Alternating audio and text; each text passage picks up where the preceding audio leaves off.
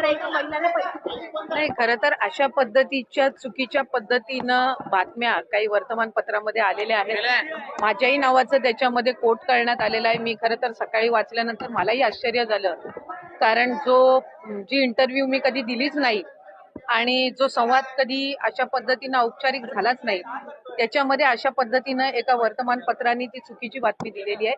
लाडकी बहीण योजना अतिशय बारकाईनं आम्ही राबवलेली आहे. साधारणपणे 2,40,00,00,000 पेक्षा अधिक महिलांपर्यंत आज या योजनेचा लाभ पोहोचत आहे आणि ही योजना सुरू झाल्यापासून त्याची चांगल्या पद्धतीनं स्क्रुटिनी करणं, 2.5 लाखापेक्षा कमी उत्पन्न असणारे, 1 लाखापेक्षा कमी उत्पन्न असणाऱ्या माता भगिनींचे फॉर्म भरून घेणं, ते ऑनलाईन करणं, आधार सीडिंग करणं, अशा पद्धतीनं ते केलं गेलेलं आहे.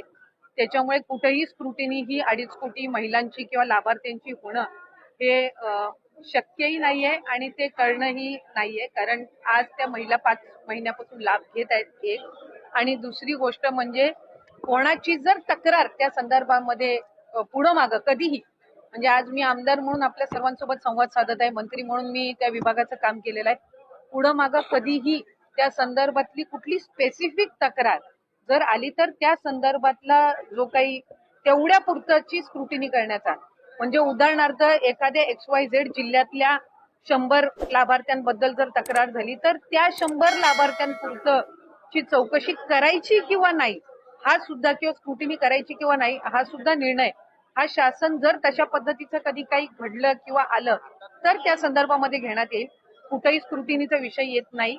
लाभार्थ्यांना त्यांच्या जो काही लाभाचं वाटप आहे किंवा डीबीटी आहे हे ज्या वेळेला राज्याचे मुख्यमंत्री देवेंद्रजी फडणवीस साहेब, उपमुख्यमंत्री एकनाथजी शिंदे साहेब आणि उपमुख्यमंत्री अजितदादा यांच्या मंत्रिमंडळामध्ये किंवा मीटिंगमध्ये ज्या वेळेला तशा पद्धतीच्या सूचना दिल्या जातील त्या पद्धतीनं पुढचं डीबीटी हे निश्चितपणाने होईल.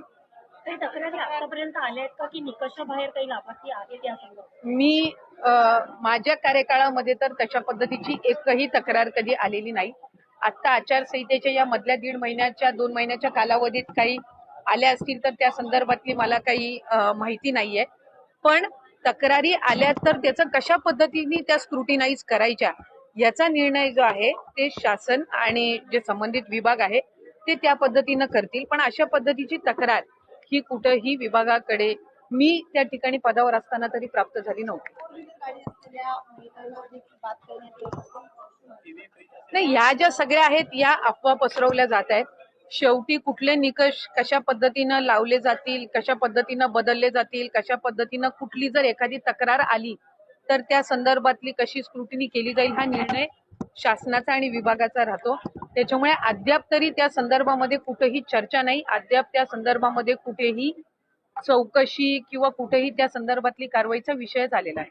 एका घरातल्या 2 बायकांनाच फक्त लाभ मिळू शकतो अशा संदर्भातला नियम?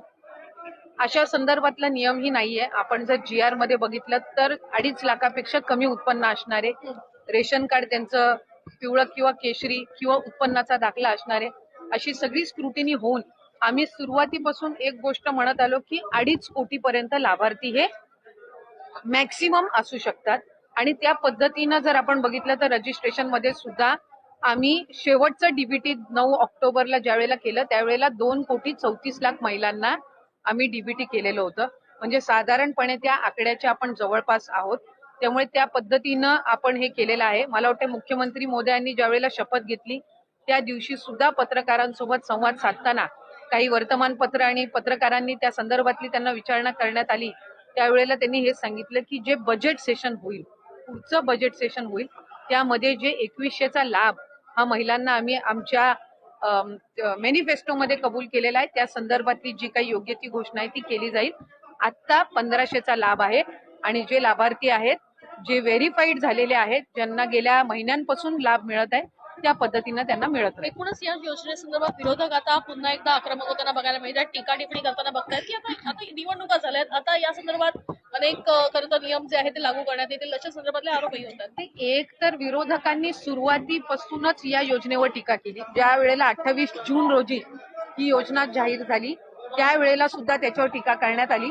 स्वतः त्या योजनेवर टीका केली की 1500 दिल्यावर मग हे बघा, अशा प्रकारे तुम्ही पाहिलं असेल आता आदिती तटकरे मॅडम यांनी स्वतः सांगितलेलं आहे की आता कोणतीही छाननी आहे जी सरसकट छाननी होणार नाही आहे, कारण आत्तापर्यंत 2 कोटी महिलांना जो आहे तो लाभ मिळालेला आहे.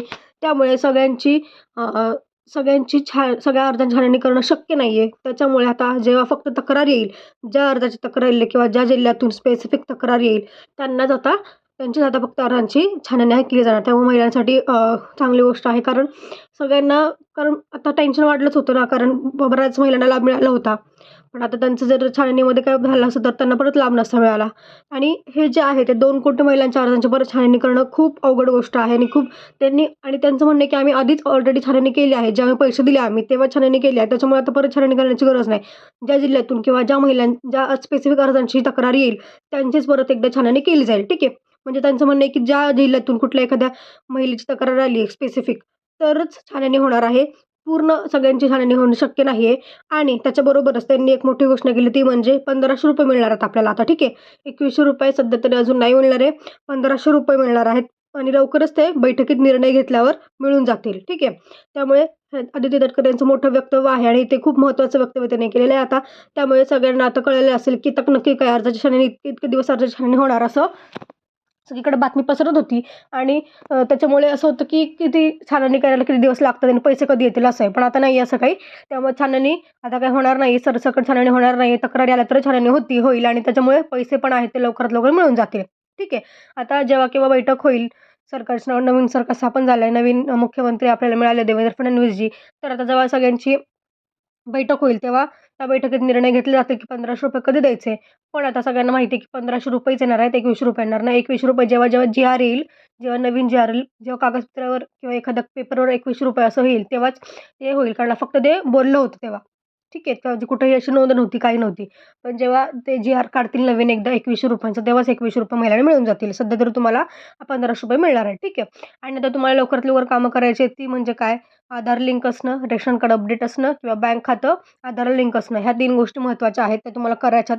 त्या जर केल्या नसतील तुम्हाला पैसे मिळणार नाहीत. त्यामुळे लवकरात लवकरच बँकेत जाऊन ही कामं करा. रेशन कार्ड पण महत्त्वाचं आहे. रेशन कार्ड अपडेट करणं खूप इम्पॉर्टंट आहे. कारण आपण रेशन कार्ड दिलं होतं फॉर्म भरताना. ठीक आहे. त्यामुळे तुम्हाला ते जरी तुमचं अपडेट नसेल तर तुम्हाला पैशात अडचणी येऊ शकतात. ठीक आहे. त्यामुळे तुम्ही त्या गोष्टी आहेत त्या करून घ्या. जेणेकरून लवकरात लवकर पैसे येतील आणि सगळ्यांना आता सगळ्या बहिणींना आतापर्यंत ज्यांना लाभ मिळाला आहे त्यांना सगळ्यांना पैसे तर येणारच. पण ज्यांना आतापर्यंत ₹1 पण मिळाला नसेल त्यांना पण सगळ्यांना आता इथून पुढे सगळ्या पहिल्या हप्त्याचे पण पैसे येणार आणि ह्या हप्त्याचे पण पैसे मिळून जातील. त्यामुळे टेन्शन घेऊ नका. कारण आता काही प्रॉब्लेम होणार नाही आहे. जेणेकरून तुम्हाला जे आहेत पैसे मिळण्यास काही अडचण येणार नाही आहे. पैसे मिळून जातील. त्यामुळे टेन्शन घेऊ नका.